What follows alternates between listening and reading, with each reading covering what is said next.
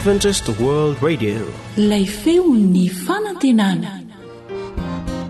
Izay manakuaniwa ni radio manerantan lay feon'ny fanantenana ni tundato kiazava. Tianay raha raketinao hodiary eo am-ponao zao teny zao. Ny asambarana no ahatonganao tsara fanahy. Ny sedra no ahatonganao mafy. Ny ranomaso no maha-olombelona anao. Ny tsy fahombiazana no ahatonganao anetry tena. Kanefa ny fanantenana irery ihany no mbola mahatonganao androso. Raha mbola misy ny fanantenana dia aza kivo fa mandro soa-trany. Averina indray, ny asambarana no ahatonganao tsara fanahy. Ny sedra no ahatonganao mafy. Ny ranomaso no maha-olombelona anao. Ny tsy fahombiazana no ahatonganao anetry tena. Kanefa ny fanantenana irery ihany no mbola mahatonganao androso. Raha mbola misy ny fanantenana dia aza kivo fa mandro soa-trany. Ary ao ka ho toy izany no ianarana fahendrena ho an'ny fanahinao. Fa raha azonao izany dia hisy fihafarana ka tsy ho foana ny fanantenanao. Fa raha mbola misy koa ny farany dia tsy ho foana ny fanantenanao. Ohabolana toko 420, andinina 420. Ohabolana toko 720, andinina 720. Miteni ni Baibuli hanisanandro mufunaina raiswawampu fazamalaina fartumuchani andriza.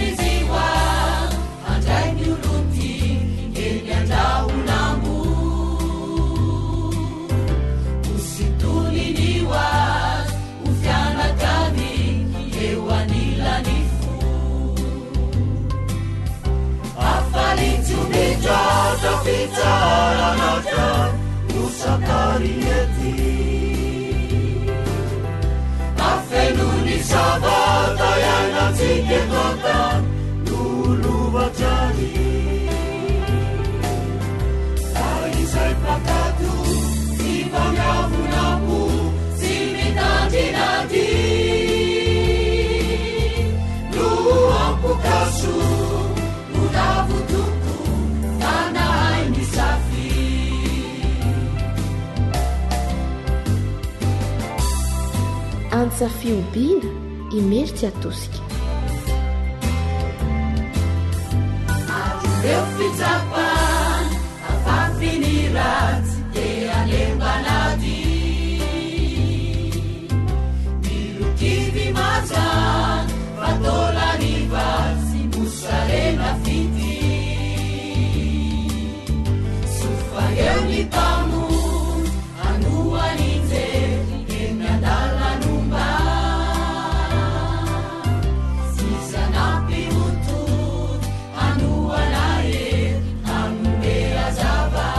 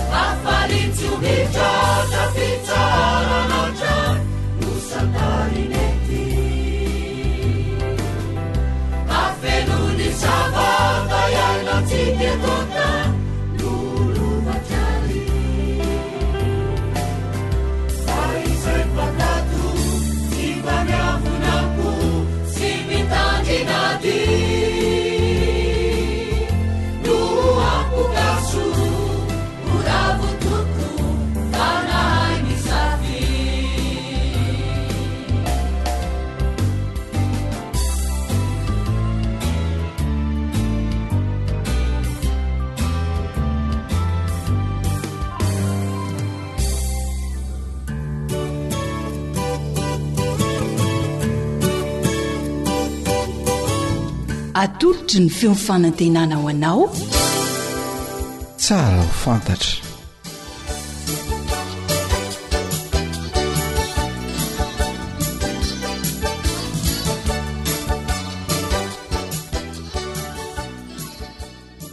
arak'ilay feonkira famantarana teo dia fotoanany tsara ho fantatra zao eto amin'ny onjam-peo ny feony fanantenana miaraba mpiaindrehetra tsy ankanavaka dia mirary indrindra mba hasoanao fanarahana ho fandaharana ankafizo ary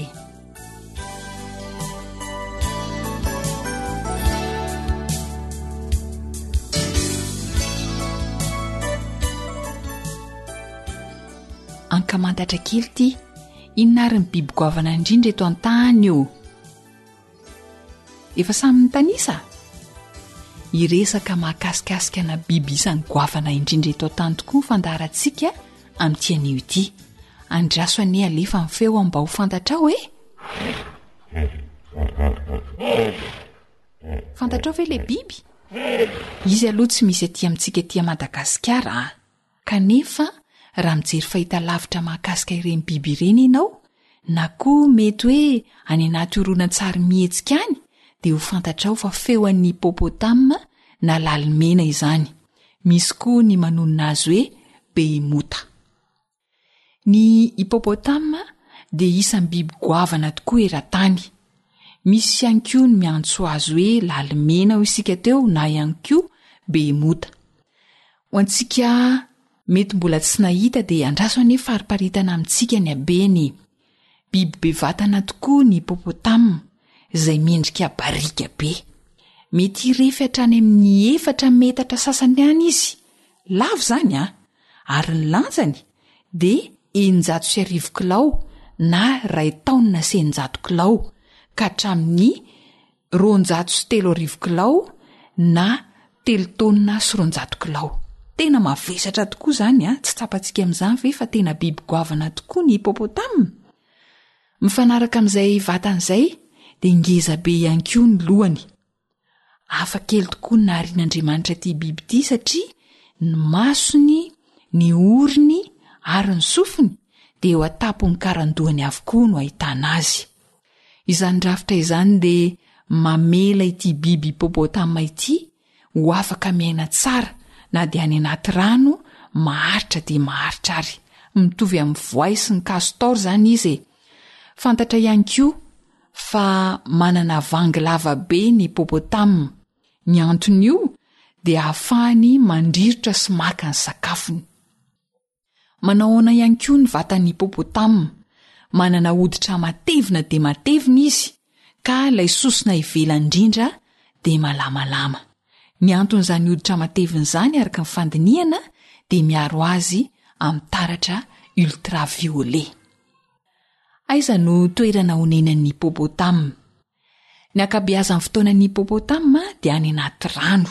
Izany no mahatonga ny rafitry ny vatany nataon'Andriamanitra pahary hifanaraka amin'izay toerana iainan'izay. Kanefa ihany koa afaka mandehandeha an-tanety izy. Manana fiainana azo lazaina hoe tena tia rano ny hipopotame na lalimena mba hisorohany tsy fahampindrano sy ny fahamainana. Azo lazaina zany fa biby miaina amin'ny toerana roa ny hipopotame dia any anaty rano sy ety an-tanety. Ny faritra tena ahitana ny hipopotame kosa dia any Azia, any Europa ary indrindra ao Afrika. Miaina amina andiany ny hipopotame amin'ny toerana iray. Ny toerana tena ahitana azy dia mety ho farihy io toerana io na renirano. Misy mahalala ve hoe inona ny sakafon'ny hipopotame? Efa retintsika teo hoe manana vangy lava be ny hipopotame ahafahany maka ny sakafony. Kanefa tsy midika akory izany fa mihinana nofo izy nahoana ho ianao? Ny hipopotame dia sokajiana ao anatin'ny biby herbivore na ihany koa tsy mihinana afa-tsy zava-maniry ihany. Mahatalanjona nefa biby tena goavana be reny. Inona ary ny tena sakafon'ny hipopotame? Ireo karazana bozaka sy zava-maniry maro. Fa ny mampiavaka an'ity biby goavana ity dia izy tsy misakafo raha tsy ao aorian'ny fahafatesan'ny masoandro. rehefa maty izany masoandro a vao misakafo ny hipopotama. Mahatalanjo no? Ankoatran'izay a, rehefa tonga ny haintany dia afaka tsy mihinana mandritry ny fotoana ela ny hipopotama. Mifanohitra tanteraka amin'ny habeny vatany satria isika raha mieritreritra hoe mihinam-be no mampagoavana be ny hipopotama dia tsy izay, fa izy ny biby azo lazaina ho biby tena zara raha misakafo.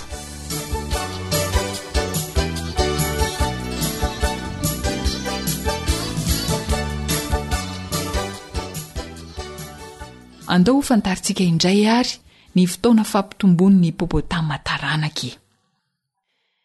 Ny vanim-potoana hampitomboany ny hipopotama taranaka dia rehefa fotoana ny haintany satria eo ny tena mivondrona ny hipopotama ary manamora kokoa ny fitadiavan'ny vady izany. Tsy mampitombo taranaka ny hipopotama lahy raha tsy manomboka eo amin'ny 1 taonany ka hatramin'ny 17 taonany. Ary ny hipopotama vavy kosa dia eo amin'ny 7 taonany ka hatramin'ny 15 taonany. Izay izany no fotoana fahamatoran'ny hipopotama na ny lalomena. Ary ny tsara ho fantatsika dia izao, ny hipopotama kely dia mandritra ny fotoanan'ny orana mandrakariva no haterahany. Tsy misy vanim-potoana hafa izany hoe na ririnina na lohataona, fa amin'ny fotoanan'ny orana no haterahany. Izay mihitsy nanaovan'Andriamanitra azy ny vanim-potoanan'ny orana satria izay no mahasoa azy. Manaona indray ny alavampitoana iainan'ny hipopotama. Tsara manamarika aloha ho antsika fa biby mampinono ny hipopotama.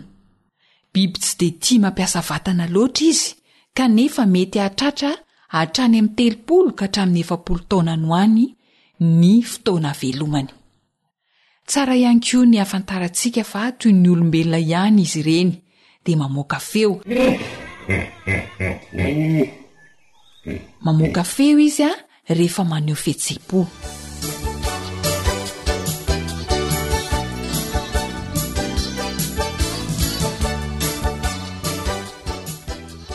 Biby goavana anisan'ny noforoan'ilay mpahary tamin'ny andro fahenina ny hipopotama. Matalanjona tokoa na hariany azy. Tsarovy fa manoatra lavitra noho ny biby ianao. Tian'ilay Andriamanitra mpahary sy karakaray mandrakariva ianao. Moa ve tsy mampideideran'Andriamanitra ny fahendreny na ary izao rehetra izao? Izay koa no amaranana ny tsara ho fantatra tamin'ity androany ity. Judith Azoanitra no ny farimbona nahatotoza ny fandarana tsara ho fantatra. Rilay kosa ny teo amin'ny lafiny teknika dia mirary soso mametraka amin'ny mandra-pitafa ho amin'ny manaraka indray raha sitrapon'Andriamanitra.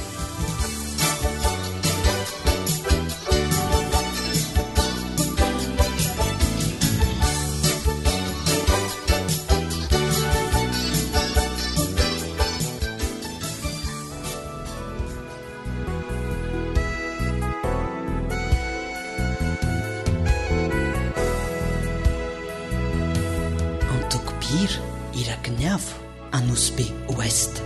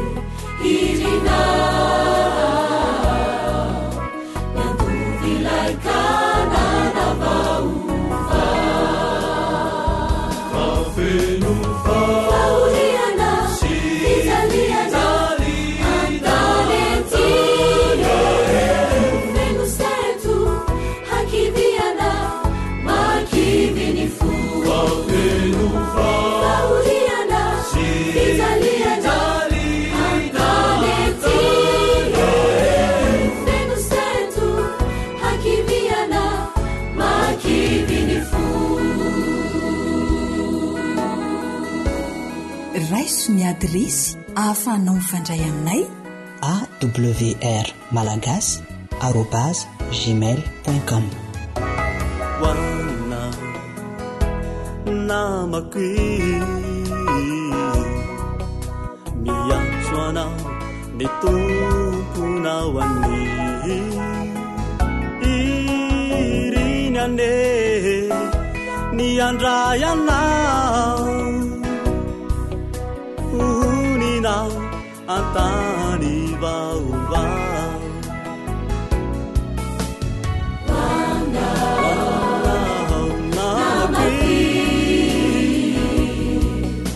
miantso anao ny tomponao any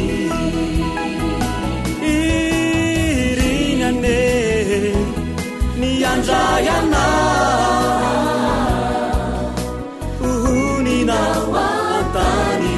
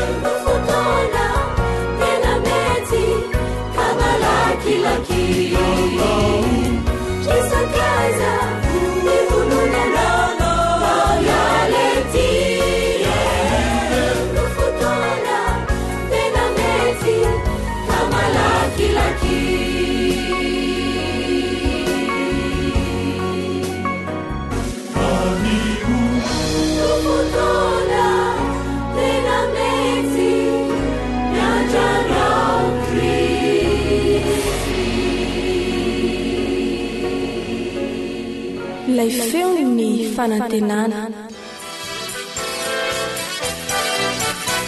AWR manolotra ho anao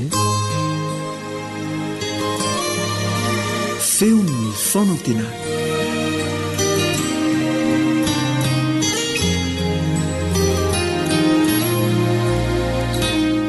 Ampifaliana lalandava ry mpiaino ajaina no ionanay aminao izay manaraka ny fandaran'ny radio adventiste maneran-tany.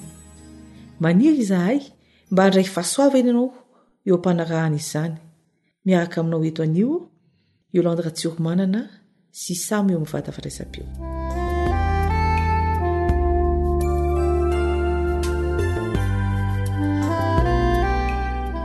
Tsy izy vina amintsika intsony angamba ny hamafy ny fiainana amin'izao vaninandro ianantsika izao. Akoatry ny fahasahotan'ny fivelomana, ny fitadiavam-bola, dia eo koa ireo aretina, fahoriana maro samihafa, ny adidy eo amin'ny fiarahamonina, ka tonga amin'ilay fitenenana hoe tsy misy tany ienana intsony ny olona. Ahoana re no atao mba hananana fiainana tsara eo anivon'izany toe-javatra izany? Fiainana manao ahoana no tokony iainako, iainanao? Alohan'ny anokafana ny Baiboly dia raha mivavaka isika.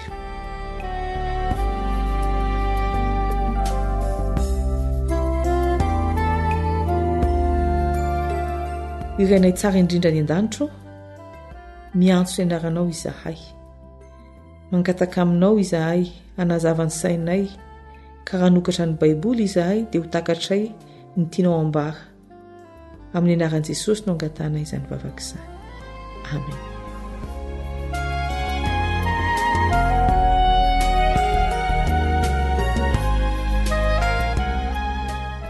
Ndeha hosokafantsika ny Baiboly ao amin'ny Mpitoroteny.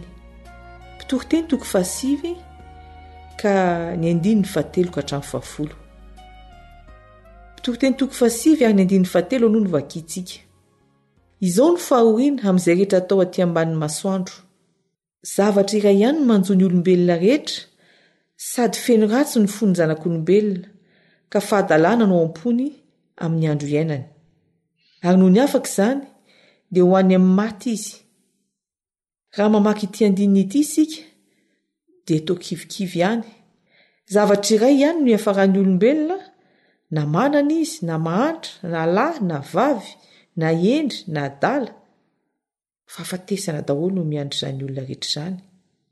Eny tokoa misy fitenenana mikasika izany manao hoe raha mipetraka ianao tao miandry azy ary raha mandeha tao mitady azy. Kanefa no arian'Andriamanitra iaina mandrakizay ny olona ary tsy sitrak'Andriamanitra na ny aretina na ny fahoriana na ny fahafatesana. Voalaza ao amin'ny Romanina 5:12 dia tahaka ny idiran'ny ota avy amin'ny olona iray ho amin'izao tontolo izao ary ny ota no nidiran'ny fahafatesana satria samy efa nanota izy rehetra. Raha ny tokony ho izy izany dia efa maty avokoa isika rehetra. Ahoana hoy Jeremia mpaminany? Famindrapon'Andriamanitra no tsy nalany ringana antsika. Tena tsapanao ve izany famindrapo sy fahasoavana izay omena maimaim-poana izany? Ny mpitoroteny dia milaza ao amin'ny 5 ihany ary 9 fa rehefa maty ny olona dia tsy manana anjara amin'izay atao ety ambanin'ny masoandro. Misy mantsy mihevitra fa rehefa maty ny olona dia mandehandeha ny fanahiny ary afaka mivezivezeny ambonin'ny tany. Mazava ny voalaza eto, tsy manana anjara amin'izay atao ety ambanin'ny masoandro intsony ny maty. Miala sasatra izy, matory izy ary tsy hifoha raha tsy ny tompo no hanangana azy amin'ny fiaviany fanondroany. Noho izany dia tokony ho raisina ho tompontsoa lehibe ny fahavelomana. Raha mbola manam-pofinaina ianao dia raraotra izany fa mandalo izao fiainana izao. Ka ahoana ary ny toy ny vakiteny ao amin'ny mpitoroteny ihany? Mpitoroteny 5 tonga amin'ny 7 isika. Mandehana hanao amin'ny fifaliana ny haninao ary sotroy amin'ny fofalifaly ny divainao fa efa nakasan'Andriamanitra ny asanao. Ny Baiboly dia mitory fifaliana. Mirary ianao ahita fifaliana amin'ny zavatra rehetra ataonao Andriamanitra. Paoly apôstôly dia niteny hoe mifalia mandrakariva ao amin'ny tompo mifalia. Filipianina 4:1. Ny fiainana ao amin'ny tompo ao amin'ny Jesosy dia mitondra fifaliana tokoa. Fifaliana hafakely satria vokatry ny fahotokiana sy fiadanam-po. Tsy voavidin'ny vola aman-karena kanefa izany, kanefa omeny Jesosy ho an'izay tia azy. Manaraka izany, ho tohizantsika ihany ny vakiteny ao amin'ny mpitoroteny eo amin'ny 9:9 ny tapany voalohany. Mpitoroteny 5:9 ny tapany voalohany. Aoka ho fotsy mandrakariva ny fitafianao. Ny fitafiana fotsy dia izay voalaza ao amin'ny Apokalipsy 7. Apokalipsy 7:1-4 dia izao ny voalaza. Ireo no avy tamin'ny fahoriana lehibe ary ny akanjony no sasany sy nofitsiny tamin'ny rano zanak'ondry. Raha tsorina dia izao, ny olona mitafy lamba fotsy dia olona voavela ny elony, olona mitafy ny fahamarinan'i Kristy. Tsy ahitana petiny eo aminy satria efa voadio tamin'ny ran'i Jesosy Kristy izany olona izany. Ary ny olona voavela eloka koa dia olona efa namifamela eloka tamin'ny mpiarabelona taminy. Mpitoroteny 5:9 ary ny tapany faharoa. Ary aoka tsy ho diso menaka ny lohanao. Ny menaka atao eo amin'ny loha dia midika fanosorana na ositra. Hoy Jesosy ao amin'ny Lioka 4:4-5. Lioka 4:4-5. Ny fanahin'i Jehovah no ato amiko satria nanositra hitory teny soa mahafaly amin'ny malahelo izy. Araka ny voalaza ao amin'ny asan'ny apôstôly, asan'ny apôstôly 10:9-13. Asan'ny apôstôly 10:9-13. Jesosy avy any Nazareta izay nosoran'Andriamanitra tamin'ny fanahy masina. Ny fanosorana ilaina izany dia ny fanahy masina izay hery lehibe ao antsika. Ny hafatra fahefatra atao amin'ny mpitoroteny 5 ihany. Ny 9:7 manao hoe miravoravoa amin'ny vady malalanao amin'ny andronao rehetra mandalo foana izay nomeny ianao aty ambanin'ny masoandro. Izany andiny izany dia mampatsiaro ny zava-dehibe nahoan'Andriamanitra tany am-piandohana dia ny fanambadiana. Zava-dehibe tokoa izany ary miainga avy eo tokantrano ny zavatra rehetra. Raha mandeha tsara ny tokantrano dia manaraka ho azy ny sisa. mampianatra antsika koa ny baiboly tsy ho tia tena na hikatsaka ny ho an'ny tena manokana fa hikatsaka famboazana, fifaliana, fitahiana ho an'ny manodidina. Eny, raha napetraka amin'ny fantaniana teny am-piandohana manao hoe fiainana manahoana ny tokony iainako eo anivon'ny fahoriana sy faratsiana ety ambony tany, dia zavatra efatra no voalazan'ny mpitory teny ao amin'ny toko 7:7-8 izay nirahantsika namaky teo. Voalohany, fiainam-pifaliana ao amin'i Jesosy. Manaraka izany, fiainana feno famelan-keloka ary fiainana tarihiny fanahy masina. Ary farany izay tsy kely indrindra tsy akory, fiaina-tokantrano sambatra. Irina tokoa mba ho tanteraka aminao, ho tanteraka amiko izany fiainana izany. Mbola eran'vavaka isika.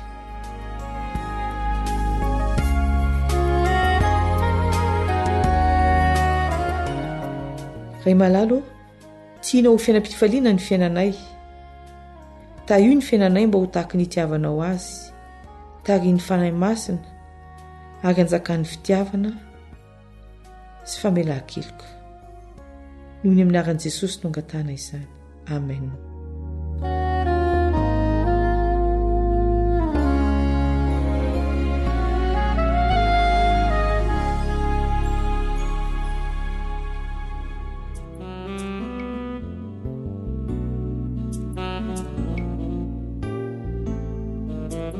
Antokopihira ATF Anosy Be Faro.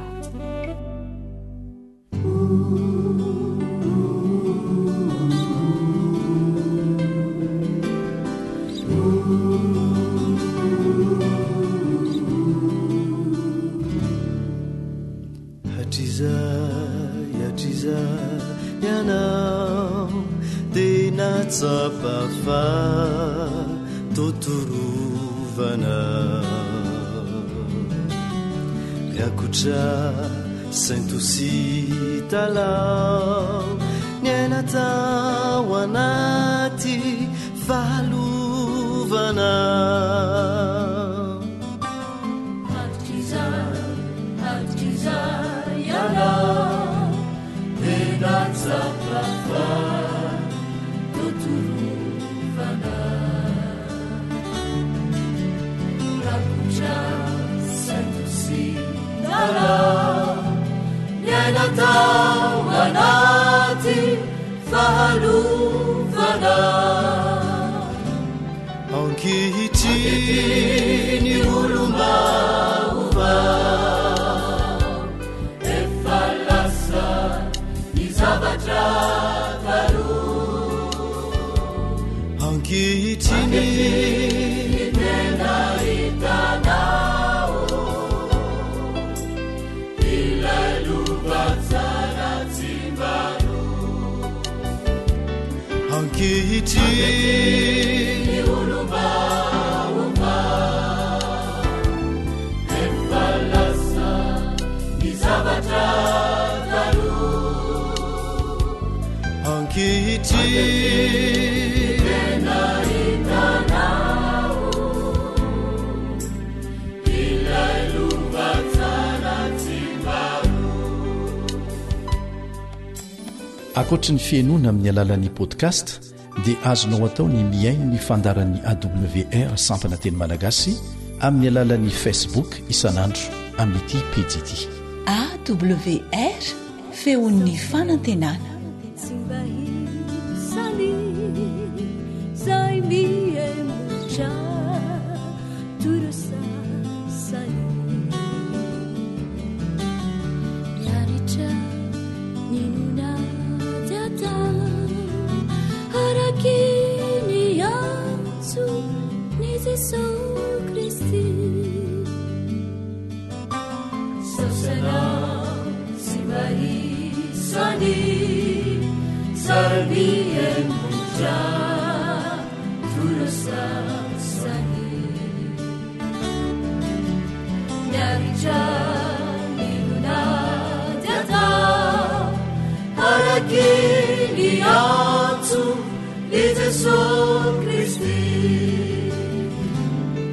Ankehitriny olom-baova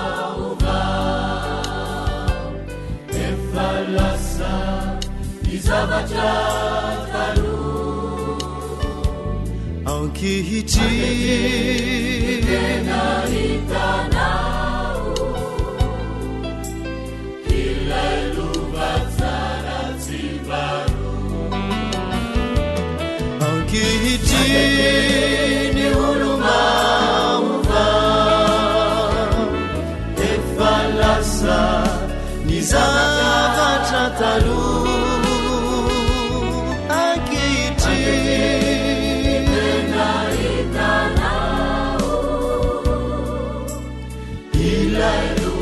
tsara simbaro ilay lova tsara simbaro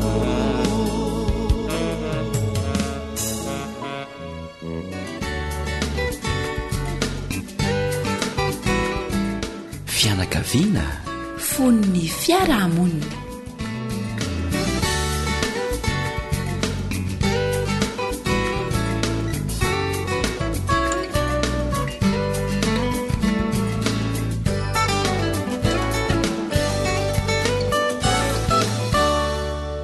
inona no atao mba hahafahana miaino tsara izay indray no ifantohan'ny fiarahantsika mianatra amin'ity anio ity miaraka aminao eto ny namanao Iaja sy Elion ao anatin'ny serasera ifanaovantsika eo anivon'ny fianakaviana ny fiarahamonina hatrany ampianarana sy ny fiangonana any dia fandroesantsika teto fa ny fahaizana miaino sarotra indrindra ao anatin'ny fifandraisana kanefa manana ny toerany lehibe no ny fahaizana miteny ny fahaizana miaino no resahan'ny namana Iaja teto indray mandeha hoe tsy mbola nisy olona nahazo fanamelohana satria ny aino fa betsaka kosa no voaheloka satria ny teny ny zavatra niteneniny izay tsy tokony no niteneniny ny fahaizana miaino no miantoka be dehibe mihitsy ny fahaizana mifandray io zany ny fototra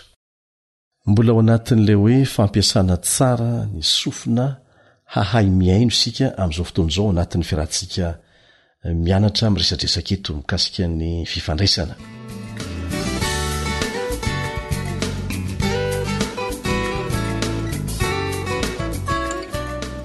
ilaitsika ny mampifantoka ny saitsika manontolo amin'ny fiezahana takatra izay tiany olona anankiray ambara rehefa miresaka amintsika izy amin'izao fotoan'izao Iaja dia be dehibe ny zavatra sain'ny olona ao anatin'ny fotoana anankiray na miresaka aminao izy na ianao miresaka aminy dia ianao koa tahaka azy ihany be dehibe ny zavatra eritreretina be dehibe ny zavatra sainina indray miaraka indray fehezina indray miaraka ka anisan'ny zavatra sarotra izany hoe mampifantoka ny saina manontolo izany amin'ny resaka ataon'ny olona anankiray indrindra fa tsy resaka nomanina le izy hoe iona isika dia afantoka amin'izao loha hevitra izao ny resaka ataontsika iny mbola azo everina ihany ny ezaka atao hifantohana fa le hoe sendra mifanena ohatra eny an-dalana kanefa fantatra fa zava-dehibe ihany le resaka ifanaovana mato samy mijanona dia miresaka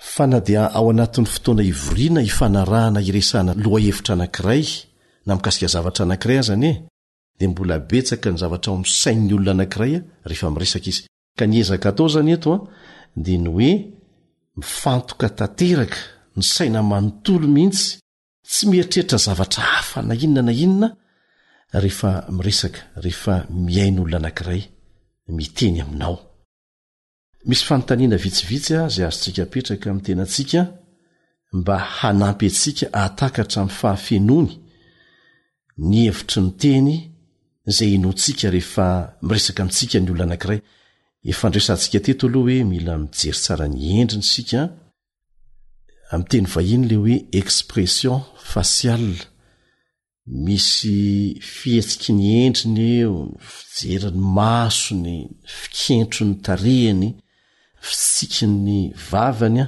renydrehetrareny dia ndray mitambatra mampita hafatra mila mifantoka tsara mijery ny endriny zany ianao mijery ny masony manokana rehefa miresaka aminy akoatran'izay dia misy fanontaniana ity izay tsara petraka ao rehefa miaino an'le olona miteny ianao de ny hoe inona lazain'le olona, inona lazain'le olona. Ny fomba anankiray hamantaranao fa tena renesinao tsara, renao tsara ny teny nambara taminao de ity: ny famerenanao amin'ny teny foy zay zavatra nolazain'le olona. Ohatra, raha misy olona niresaka taminao momba ny zanany, zao momba ny zanako sy ny sisa, de azonao atao ny mamintana ny zany tahaka an'izao. Ohatra hoe, razoko tsara ny zavatra nresahanao, ny anaran'ny zanako voalohany a de Suzanne, mananjandry roalahy izy, Kiotsifara no anarany, ny faravavy de antsoina hoe Terezy. Amin'izay fotoan'izay dia ho hitanao fa ho faly izy satria fantany mihitsy hoe tena niaino azy ianao, tena niaino mihitsy ty olona ity.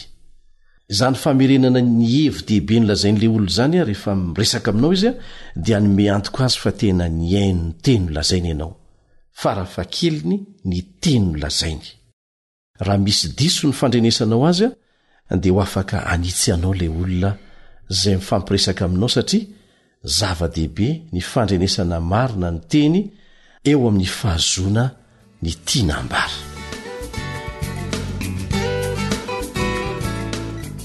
Zavatra mpitranga tokoa Elia, rehefa miresaka amin'ny dada na ineniny ankizy ao tokantrano, de be loatra ny zavatra ao an-tsain'ny dada sy neny toy zava-dehibe, de iverin'izy ireo zavatra bitika ny lazain'ny ankizy.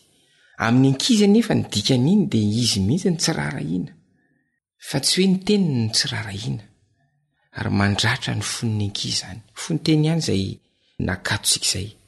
Tsy mandany fotoana neny manokana fotoana kely namana iatsa mba ianony. Izy io zany a mila atao fanahiniana mihitsy, anaovana ezaka mihitsy.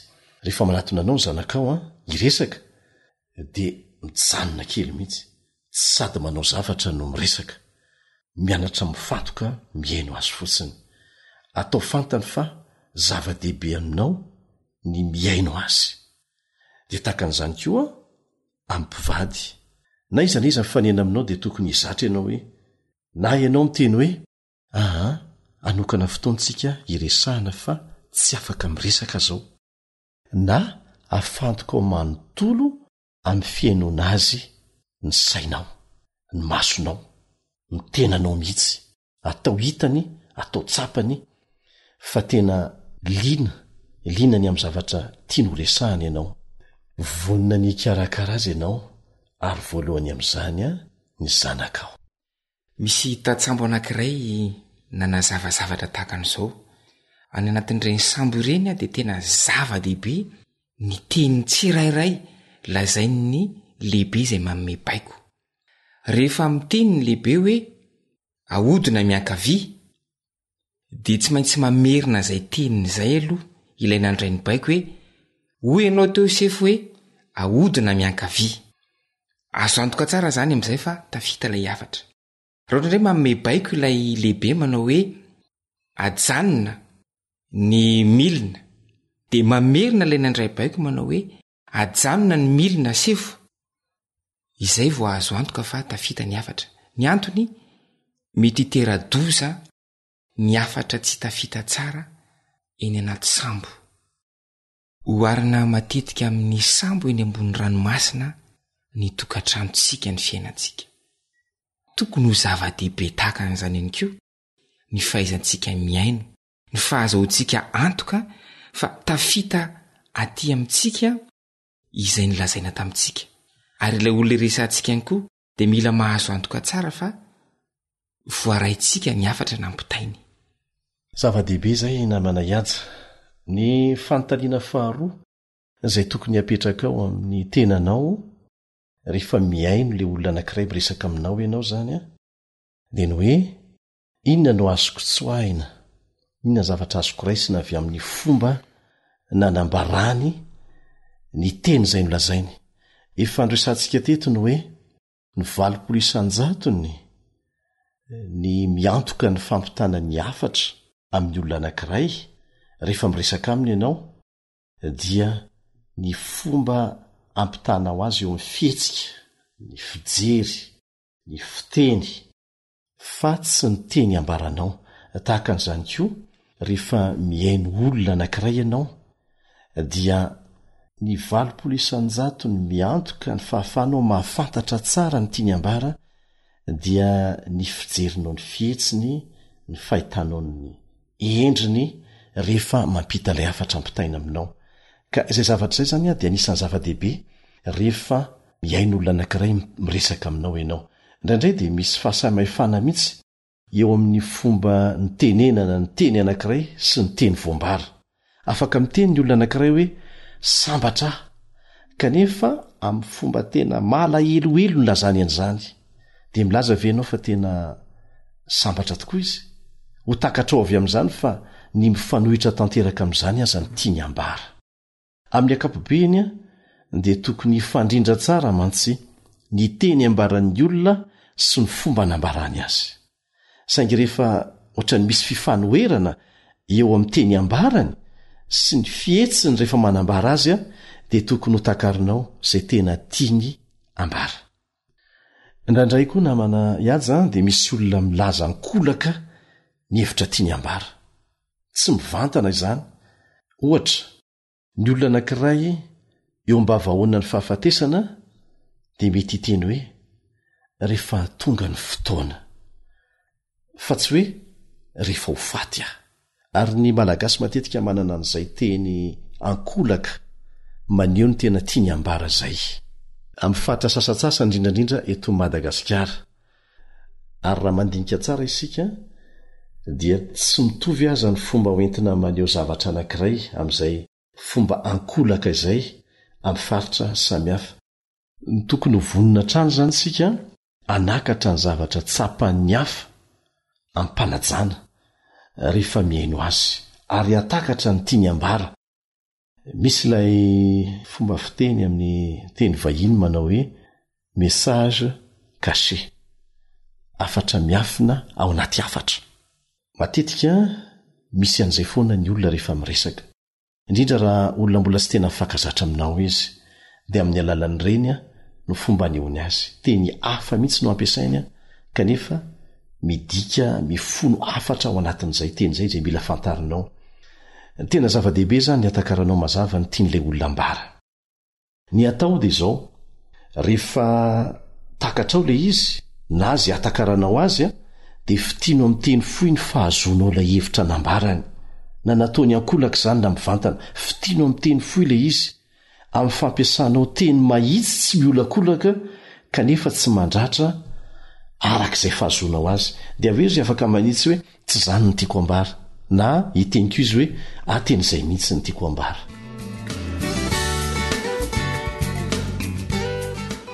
Fanomezana sarobidy ny teny mamy ikentsika rehetra zany, ary mitady an'izany mihitsy ao tokantrano ao, mitady an'izany ny mpinamana.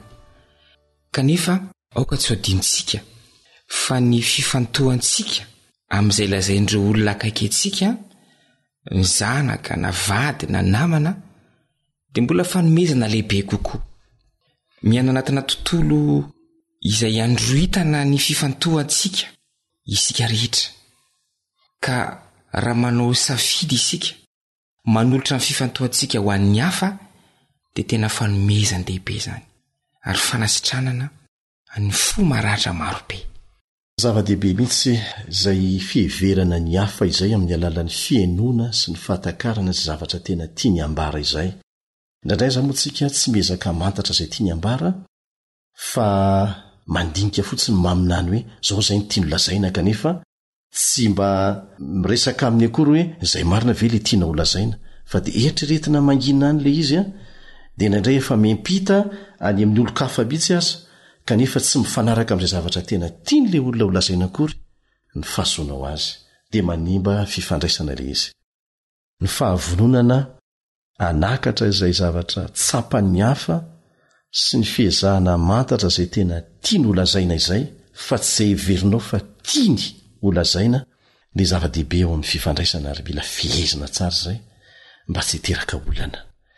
Inona fa misy ho tsakotsakoana ifampiresahana ifampidiniana eo anivon'ny fianakaviana indray zany eo anivon'ny mpinamana eo anivon'ny mpiara-miasa mpiara-mivavaka anatsarana ny lafi ny fiainony eo amin'ny fifandraisantsika. dia izay koa ny namarana fotoana antsika teto androany manao mara-peona indray ny namanao Elion sy Yatsa.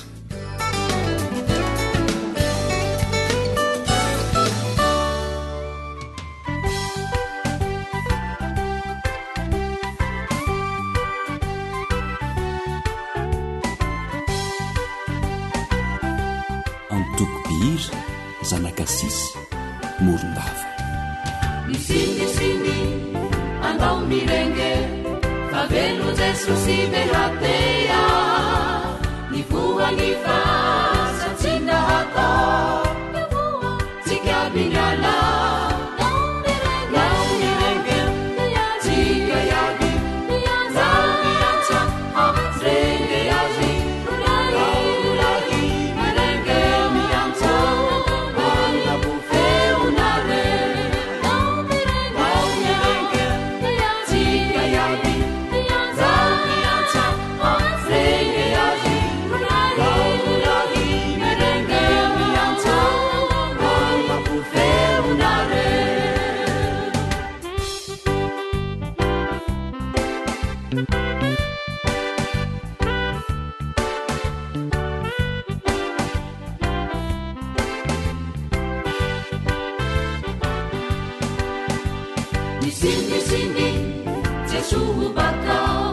Amoigny maty zeny no azy manantena fa moagny adoray tsika ahita azy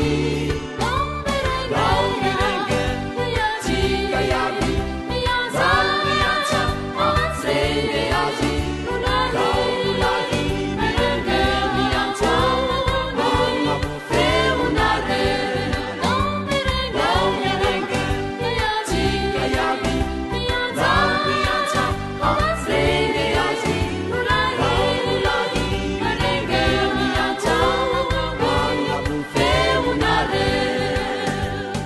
ny feon'ny fanantenana Téléphone 034 06 797 62 033 37 106 13. Misingisiny nafamariny ny andro isotroany etoy vavahamisy fakamaliny tsy notsy hoaro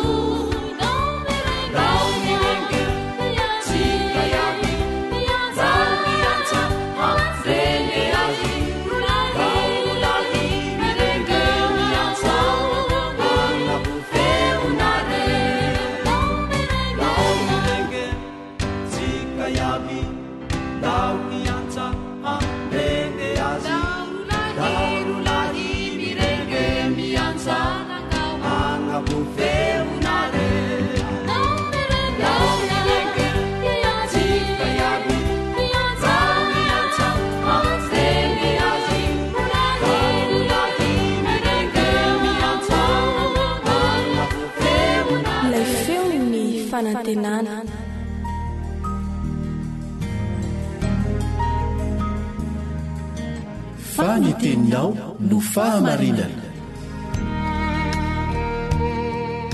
Taridalana manokana fianarana baiboly avoaka ny fiangonana advantista maneran-tany. Iarahanao amin'ny feon'ny fanantenana sy ny departementany sekoly sabata.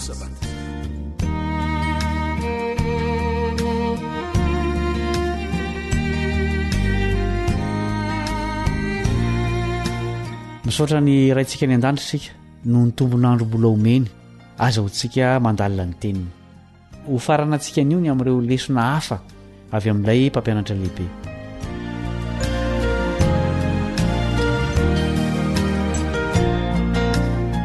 andeloha irahantsika mamerina ny tsianjery tamin'ity lesona ity dia ny marika toko 7:12 marika toko 7:12 ary hoy Jesosy taminy mandehany ianao ny finoanao nefa namonjy ianao dia nahiratra niaraka tamin'izay ny masina ka nanaraka an'i Jesosy teny an-dalana izy. Ary hoy Jesosy taminy mandehany ianao ny finoanao nefa namonjy ianao dia nahiratra niaraka tamin'izay ny masina ka nanaraka an'i Jesosy teny an-dalana izy. ambaran'ilay mpanoratra kristianina ilainao ahita amintsika izay miseho rehefa manaiky an' jesosy isika hoy izy ao amin'ilay boky mitondra lohateny hoe dia ho eo amin'i kristy takila fa 80 iritsika ny hitovy endrika aminy hivelona amin'ny fanahiny anao ny sitrapony ary ampifaly azy amin'ny zavatra rehetra ny adidy tonga fifaliana manasanao koa maki ny Matio 5 ka hatramin'ny 7 izay anehoan'i Jesosy ny foto-kevitra manandanja ny amin'ny fampianarany tamin'ny mpianany miorina amin'ireo fototra goavanao ireo ny fanjakany aty am-pamaranana dia misy hevitra ho saintsainina anamafisana ny fianarana nataontsika miresaka tamin'ny Adama sy Eva Andriamanitra tahaka izany koa tamin'i Jakoba miresaka amintsika ihany koa izy fantany ny faniriana lalina ao am-pontsika tahaka ny fahafantarany taom-pon'ny Bartimeo tian'Andriamanitra isika isaina hoe iza moa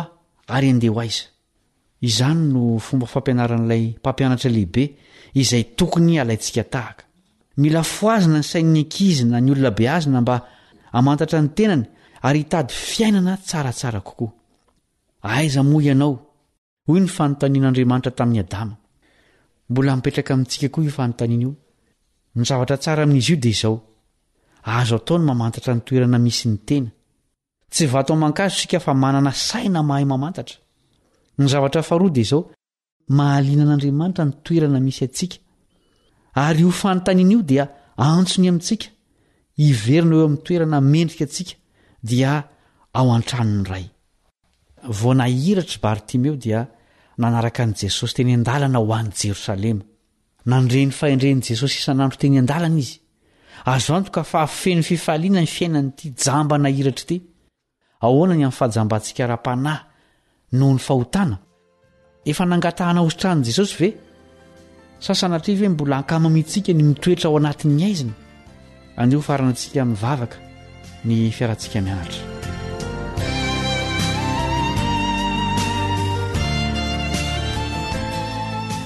rainay izay any an-danitro misaotra satria fantatra ho isambatan'olona izay rehetra ary tsy mitsahatra mikarakara sy mihevitra ny hahasoanay ianao koa ampio izahay hifikitra aminao ahafoy ny fahotanay ary anaraka anao amin'ny fomba fiaina manome voninahitra anao efa manana ny famonjenao amin'ny iverenan'i Jesosy indray izahay koa tongava Jesosy eo hamarana ny fahoriana sy ny fijaliana eto amin'ity tany ity amin'ny anaranao no angatahanay izany vavaka izany amen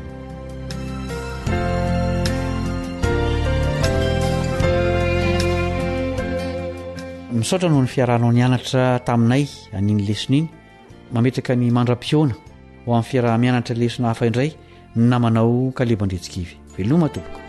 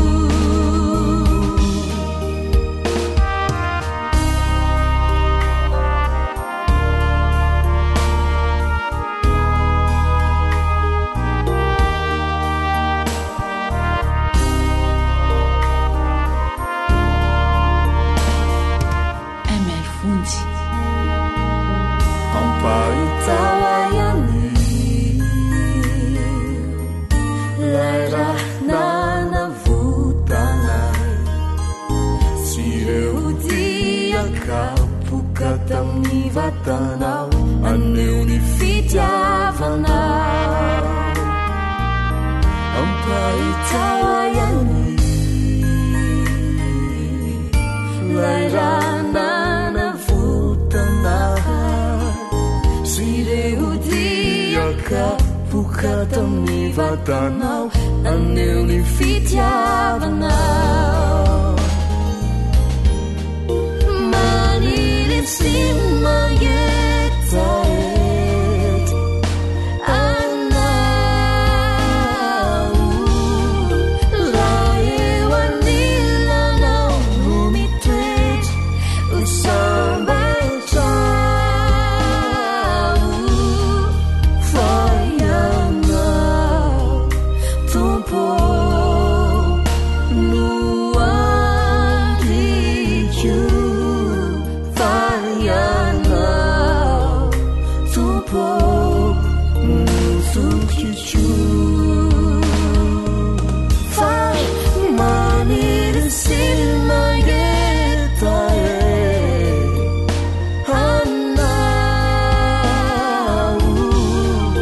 raewanillanao numitoetry usambatrao fayanao tompo nuandikyu fayanao tompo nutukichu